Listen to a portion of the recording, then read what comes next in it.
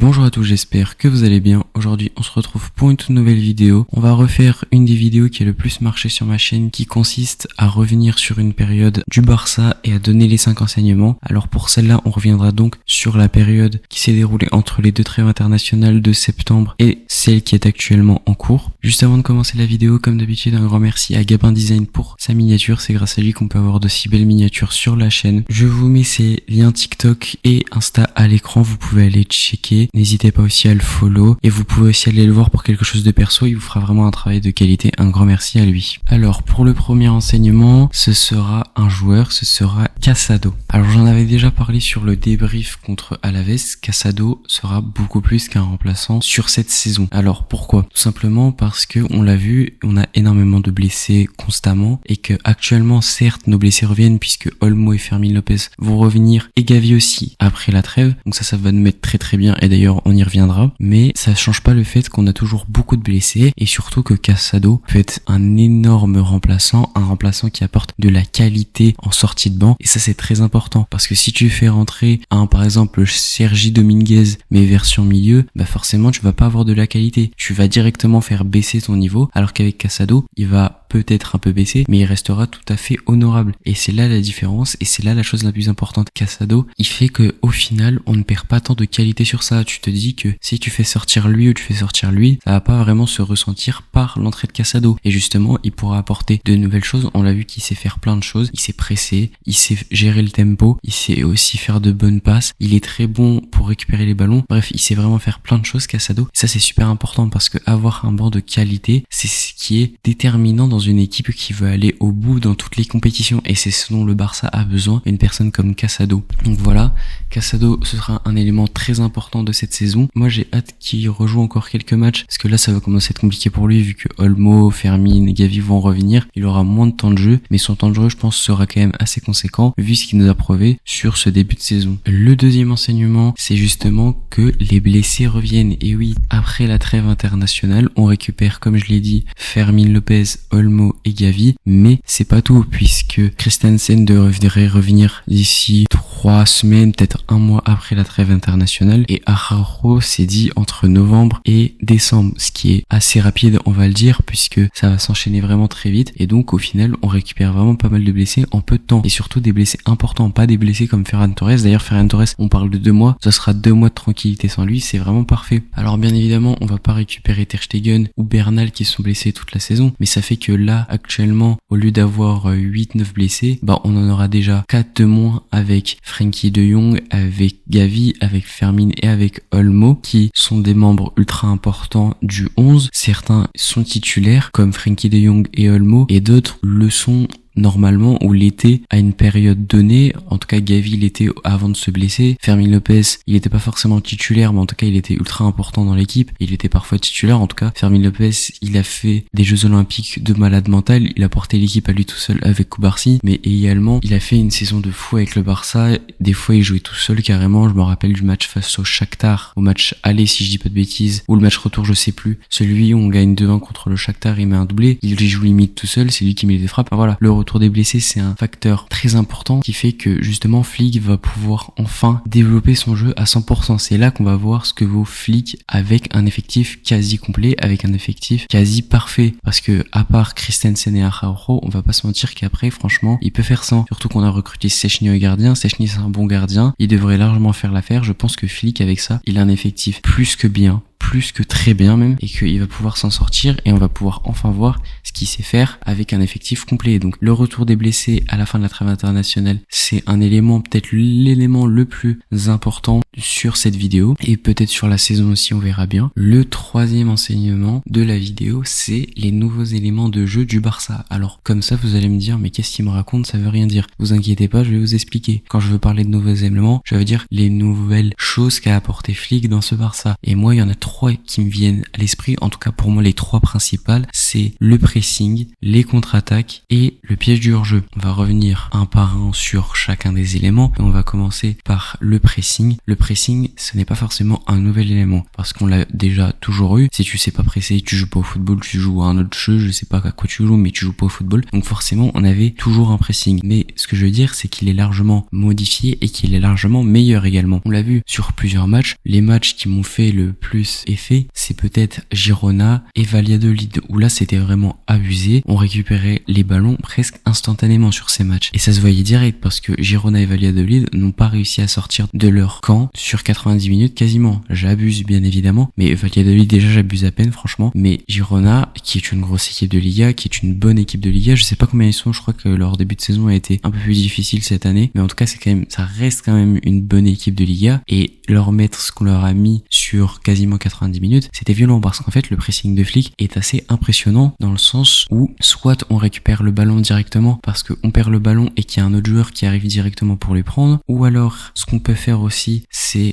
que les milieux s'en chargent, ils bloquent le joueur et ils le récupèrent. Et la dernière possibilité c'est que si un joueur part en attaque, il y a un joueur qui le fait s'enfermer ou qui le fait ralentir pour qu'il y en ait un autre qui arrive, il lui chipe le ballon et c'est terminé. Et ça c'était vraiment à son apologie lors du match contre Valladolid où là c'était vraiment abusé. Après Valladolid c'est pas une équipe comme Girona, c'est pas une grosse équipe comme Girona, ça joue le maintien Valladolid. D'ailleurs je crois que l'année dernière, si je dis pas de bêtises, ils étaient en deuxième division. Mais voilà, c'est quand même un truc important qu'il faut retenir, c'est que le pressing sous Flick, il est quasiment parfait. À chaque match on peut s'en rendre compte. Alors certes il y a des matchs où il est un peu moins bon, mais le pressing ça reste quelque chose de constant sur cette équipe du Barça. Le deuxième élément c'est le piège du hors-jeu. Alors le piège du hors-jeu, là où on l'a surtout vu, c'est contre Alaves au dernier match bien évidemment, mais on l'avait aussi pas mal vu contre Monaco, où Monaco avait fait un nombre d'hors-jeu incalculable. C'est un truc moi qui me fait assez peur, je vais pas vous mentir, parce que là certes il marche, certes c'est quasiment parfait, en fait c'est limite parfait. L'alignement des défenseurs il est parfait à chaque fois, ça se joue des fois au millimètre, on l'a vu aussi contre Villarreal. Si le piège du hors-jeu avait pas fonctionné, je crois qu'on se prenait 3 buts pour vous dire à quel point il était bon, mais c'est un aspect tactique qui peut être super dangereux. Et moi, j'ai très peur parce que là, on va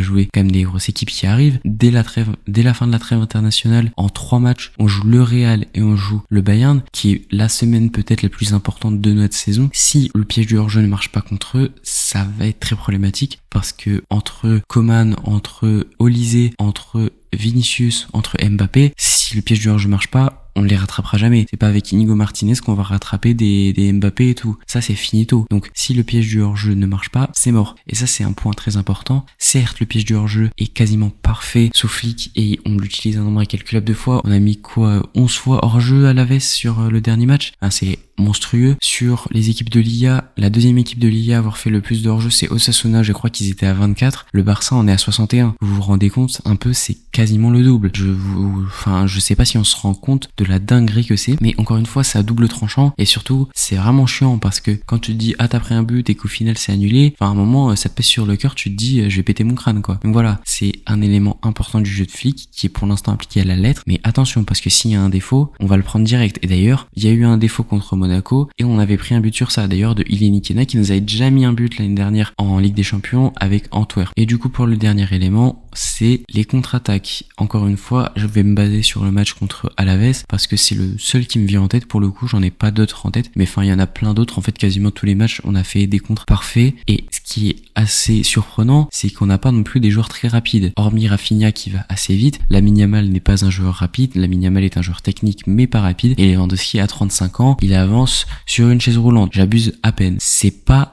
les joueurs qui font que tu fais des contre-attaques rapides. C'est justement tes récupérations parce que ils vont presser très très fort et ils vont presser des fois très très haut. Ce qui fait que, par exemple, quand t'es en corner que tu presses, tu peux directement lancer une contre-attaque. On l'a vu face à Alaves, Rafinha arrive, il récupère la balle, il part tout seul. Mais ça peut être aussi Lamine Yamal, ça peut être aussi Lewandowski. En fait, les contre-attaques, c'est pas forcément par ta rapidité, c'est par ton ingéniosité. Et ça, Flick l'a compris, ça, Flick l'applique à la perfection. Ce qui fait que contre Alaves, tu mets, je crois, un but en contre-attaque, mais t'aurais pu en mettre 2 ou 3 si t'es efficace. Donc voilà, c'est un élément super important de Flick. Ces 3 éléments sont ultra importants. Et si tu les appliques à la perfection, effectivement, ça va être compliqué pour les adversaires de te battre. Mais attention, encore une fois, si par exemple le piège du hors-jeu, tu n'arrives pas à l'appliquer à la perfection, tu prends un but directement. Il y aura pas de « Ah mais non, on savait pas, venez on rejoue », ça marche pas comme ça. Si tu prends le but, c'est fini. Fallait mieux t'aligner. Donc c'est bien, mais attention, voilà, moi c'est le truc que je voudrais dire, faut faire attention. Le quatrième enseignement, c'est que le Barça n'a pas fait le plus dur et a fait peut-être le moins dur. Alors oui, certes, c'était dur ce début de saison,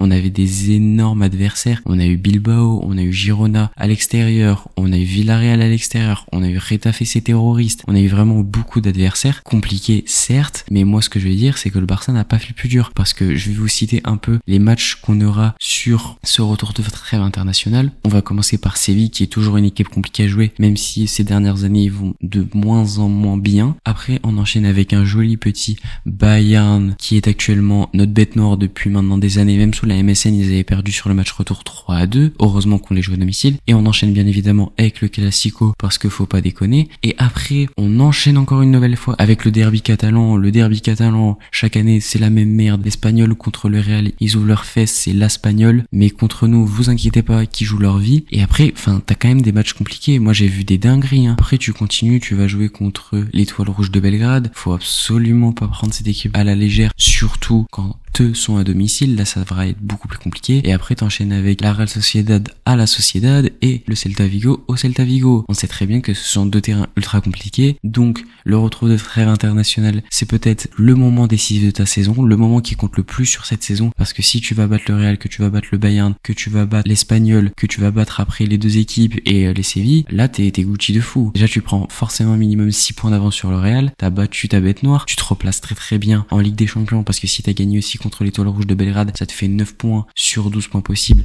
C'est excellent quand même, malgré la défaite face à Monaco. Le Barça n'a pas du tout fait le plus dur sur ce début de saison. Le pire reste à venir pour le Barça, et ça, c'est un élément qu'il faut prendre en compte. C'est un enseignement important, parce que si là tu te dis, ok les gars, on n'avait pas du tout l'effectif, on a fait quand même une bonne saison, on va gagner, ça marche pas comme ça. Parce que si après tu viens perdre contre le Bayern et le Real, bah t'as tout gâché en fait, t'as tout gâché. Le retour de trêve sera ultra important, et c'est pas là qu'il va falloir se déconcentrer, parce que le Barça n'a pas fait le plus dur sur cette saison. Et pour finir avec le cinquième enseignement, qui est le dernier, c'est le retour entre guillemets en prime des joueurs, parce que Flick, ce qu'il fait avec plusieurs joueurs, notamment ceux qui me viennent à l'esprit, c'est Lewandowski et Rafinha, c'est énorme. Certains parlent que Lewandowski prime est de retour, n'abusez pas non plus, mais franchement le niveau de Lewandowski est comparé à la saison dernière où c'était catastrophique, actuellement il est stratosphérique. Et je parle même pas de Rafinha, qui certes on a vu qu'il montait en puissance sur la fin de saison l'année dernière, mais cette saison il y a un monde d'écart entre par exemple le Rafinha du Paris Saint-Germain et le Rafinha par exemple contre le Deportivo Alavés. C'est vraiment 6 mondes d'écart, des galaxies d'écart, etc. Et alors pourquoi est-ce qu'ils ont un retour de niveau comme ça? Personnellement, je ne sais pas. Il n'y a pas vraiment d'explication scientifique, je vais pas vous mentir. Mais moi, je pense que c'est grâce à Flick. Parce que Flick, il a insufflé un état d'esprit qui est assez impressionnant sur ce Barça. On le voit, les capitaines, ils sont vraiment exceptionnels, surtout Rafinha. Enfin, il a vraiment l'amour du maillot, ce type.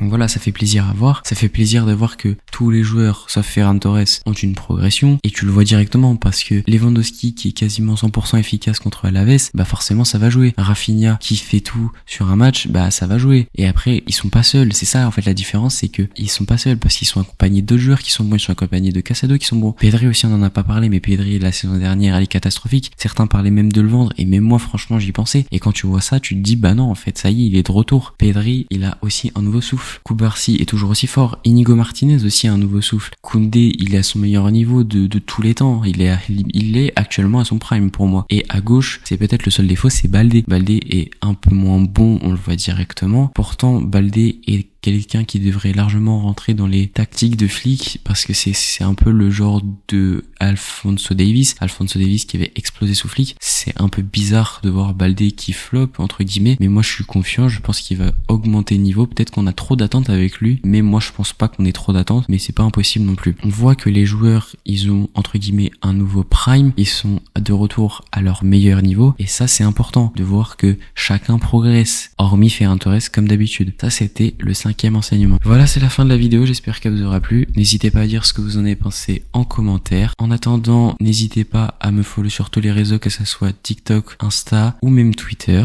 Et comme d'habitude, n'oubliez pas de liker la vidéo, de la partager, de vous abonner, d'activer la cloche. Et moi je vous dis tchuss.